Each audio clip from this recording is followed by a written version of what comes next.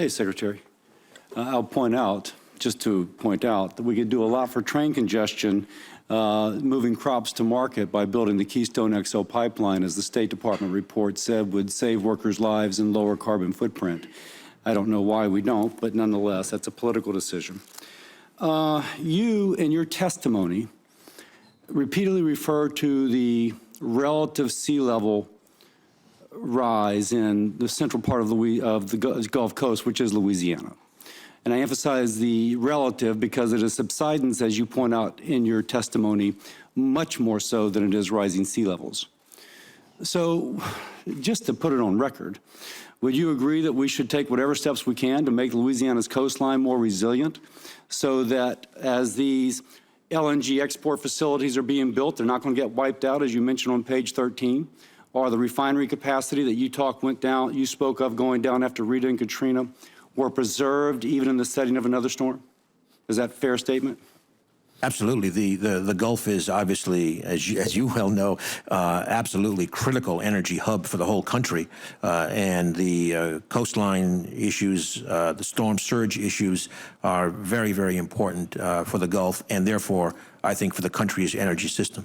Thank you for saying that. I'll point out that both Senator Cantwell's energy statement as well as the Department of Interior's would take the money that Louisiana is slated to receive under the Go Mesa program, which by our state's constitution has to be used for coastal restoration, and redirects it elsewhere.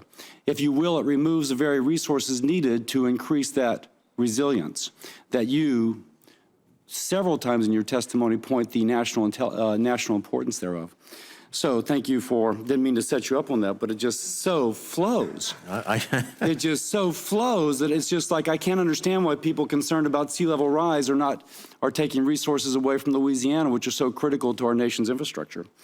Next, one of the things, oh, by the way, also in the EIA report, it also points out that there's been spreads as much as $20 in the relatively recent past between Brent and WTI.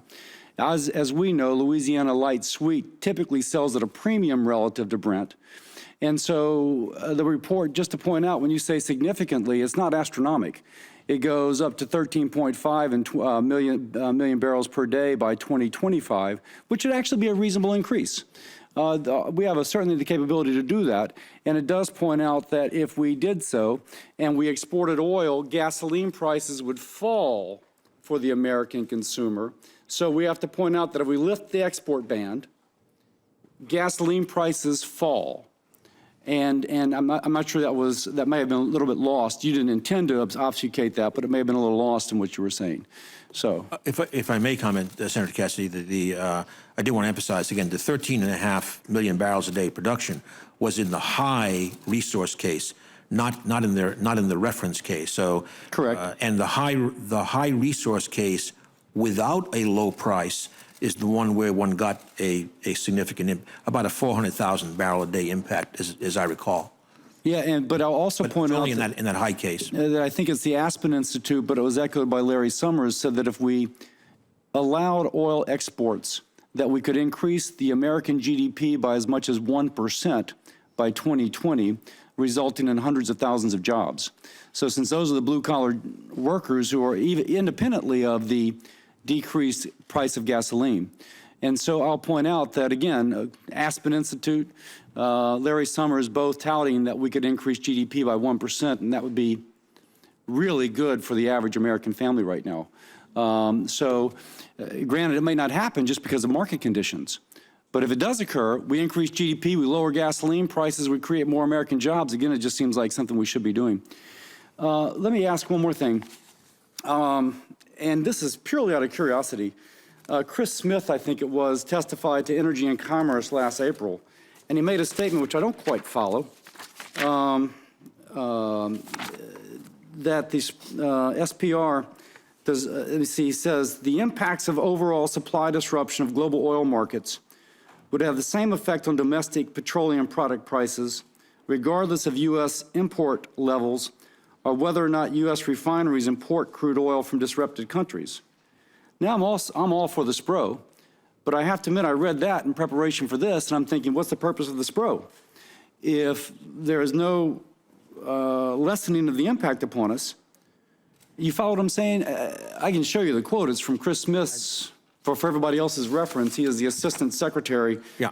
If I know, you know. I would have to discuss his quote with Chris Smith, but let me just say that again, the issue of a SPRO use in the current market could be very important even in some scenarios of major disruptions where the disruption is not to our direct imports. It's actually... I get that, it's global. That actually we'd have to have incremental barrels from the SPRO get in there to back out some of those imports so that the global market can be rebalanced. So I I'm totally not sure got if that. that's what he was discussing or not. Yeah, it just seemed like counter to the whole thing. But we'll give you this quote, and if you can get back to us. Okay. Thank you all. Certainly. I'll yield back. Well, thank you, Madam Chair. And for